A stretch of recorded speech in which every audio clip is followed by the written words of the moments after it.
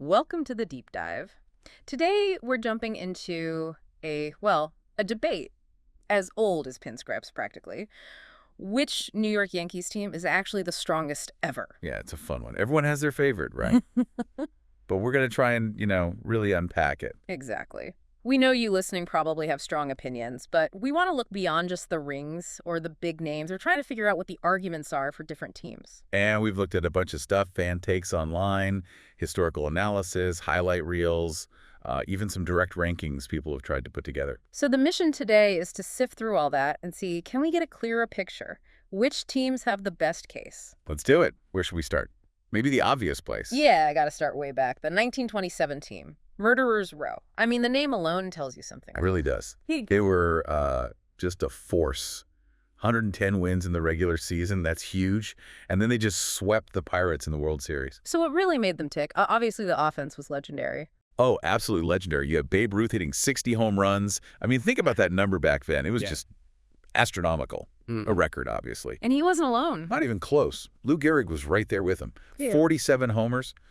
And get this, 173 RBIs. Just wow. 173 RBIs. That's almost hard to wrap your head around. It really is. And Gehrig actually won the AL MVP that year. Yeah. Ruth apparently couldn't win it back-to-back, some rule back then. Huh. Interesting. And this wasn't just a one-year flash, right? They kept it going. They did. The next year, 28, they won 101 games, swept the Cardinals in the series. Gehrig apparently went nuts in that series, hit like 3 homers in 4 games. So it was just this sustained, offensive onslaught. Unstoppable is the word that comes up. Yeah, unstoppable feels right for those early teams. They really established that whole Yankee aura, the expectation of just crushing everyone. It sets a high bar right off the bat for strongest. Is it pure offensive power? Good question.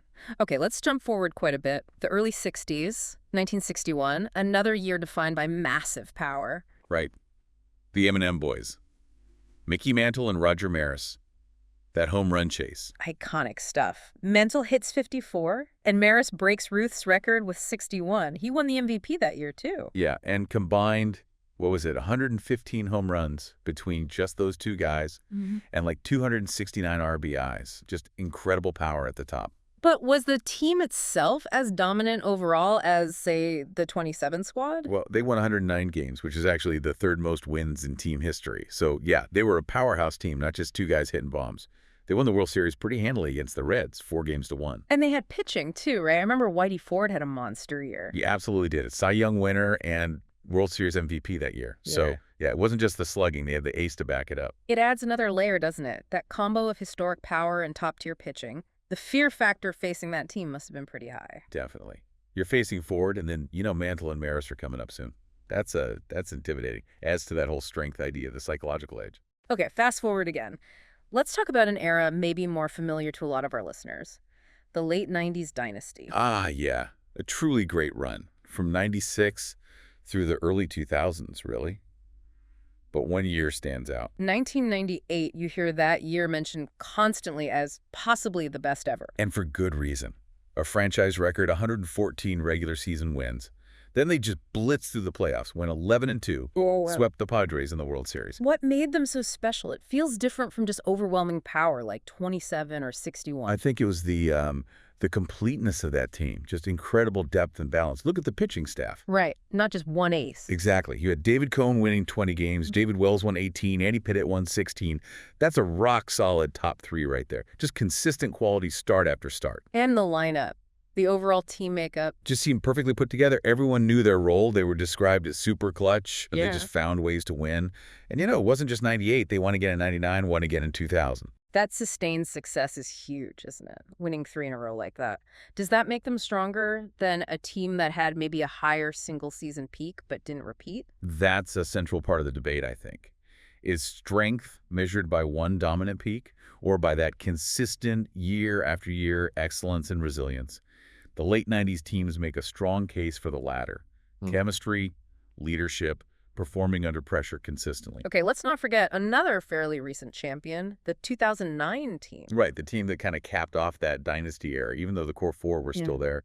They won 103 games, not quite 98 levels, but still very strong. And they got the job done in the end, beating the Phillies in the World Series, 6 games. What stands out about that squad? For me, it starts with that infield. I mean, wow. You had A-Rod at third, Jeter at short, Robbie Cano at second, and Mark Teixeira at first.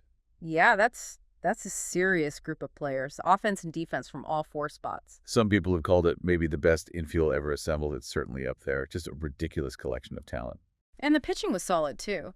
CC Sabathia really anchored that staff as the ace they brought in. Yeah, he was the workhorse. Yeah. And you still had Andy Pettitte providing that veteran presence. Plus, you had moments like Hideki Matsui just going off in the World Series. He was unbelievably clutch. I remember that. He was MVP, right? Yep. And the lineup was deep, too. It wasn't just the stars. I saw a note that even a guy like Melky Cabrera, hitting lower down, had an OPS plus over 118, which basically means he was significantly better than a league average hitter. So production up and down. And there was that whole narrative, too, right? Winning one more for the boss, George Steinbrenner. Yeah, that added an emotional layer to that championship. It felt significant for the franchise beyond just the win itself. So we've got these different models of strong teams. Let's pivot slightly. How do fans try to grapple with this, like comparing players across eras? It's tough, right? There's this fun YouTube video, Cougs46, where they try to build an all-time Yankees team, like for a video game. Yeah. And it just shows you the problem immediately. Too many good players. Exactly. You have an insane amount of talent. The video ends up putting Mickey Mantle at second base just to fit him in the lineup because you've already got Ruth and Judge in the outfield and Gehrig at first. Yeah, that's not ideal defensively, probably. But it illustrates the point. Totally. The lineup they put together is like Ruth, Judge, Gehrig, Mattingly at third, Soriano at second, Stanton DHing, then a bench with Bernie Williams, Granderson, Soto. It just nuts. And the pitching staff. Mussiner, Cole, Sabathia, Ford, Petit, bullpen with Mo, Chapman. I mean, it's an embarrassment of riches. It really highlights how subjective strongest is. Are you looking at the best collection of individual talent on paper, like that fantasy team? Or the team that actually performed best as a team in its era? Yeah, two very different questions. That video game team is fun, but it doesn't tell you much about chemistry or how they'd actually play together. And speaking of playing together over time, we should circle back to the core four idea. Jeter, Petit, Rivera, Posada. Right. Even though they didn't win every year in the early 2000s, that group provided such stability and consistent competitiveness for, 15 years? Amazing consistency. And think about some of those near misses, the dramatic playoff moments, the 2001 World Series right after 9/11. Absolutely.